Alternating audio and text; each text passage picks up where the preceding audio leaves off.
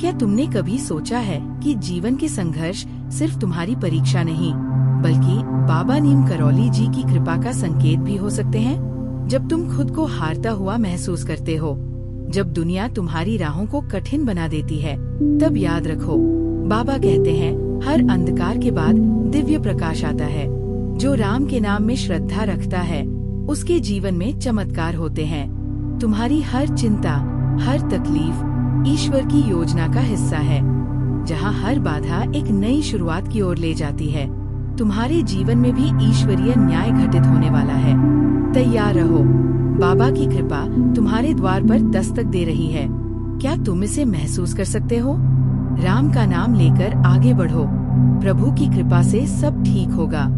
चिंताओं को त्यागो, संघर्ष को छोड़ो, क्योंकि बाबा नीम करौली जी कहते हैं प्रभु का न्याय ही सब ठीक करेगा।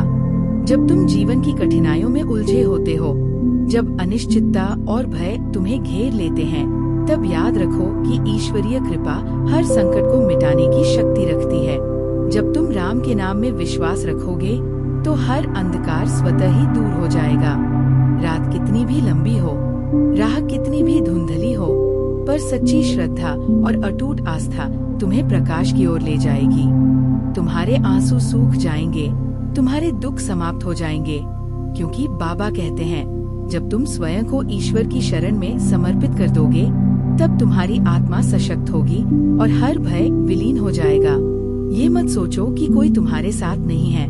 जब तुमने सच्चे प्रेम और भक्ति से अपने हृदय को ईश्वर को समर्पित किया है, तब तुम कभी अकेले नहीं रह सकते।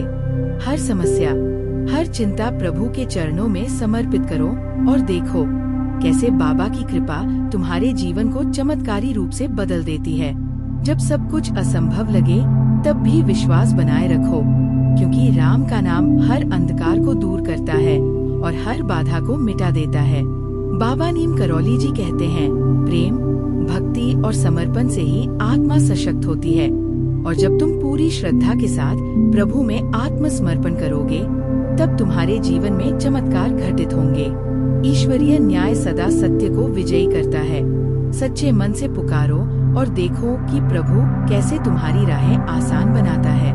राम की कृपा उन पर होती है जो प्रेम और भक्ति से जुड़े रहते हैं, और जब तुम संपूर्ण समर्पण में जियोगे, तब तुम्हें न तो भय रहेगा, न शंका, केवल ईश्वर का असीम प्रेम और आशीर्वाद।